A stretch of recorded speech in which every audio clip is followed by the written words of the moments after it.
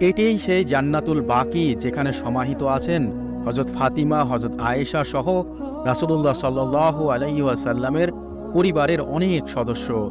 এছাড়াও প্রায় 10,000 সাহাবীর সমাধিস্থল এই জান্নাতুল বাকি। মর্যাদাপূর্ণ এই কবরস্থানে প্রথম সমাধিস্থ করা হয় রাসূলুল্লাহ সাল্লাল্লাহু আলাইহি ওয়াসাল্লামের দুধ ভাই হযরত উসমান ইবনে মাজউন রাদিয়াল্লাহু তাআলা আনহুকে।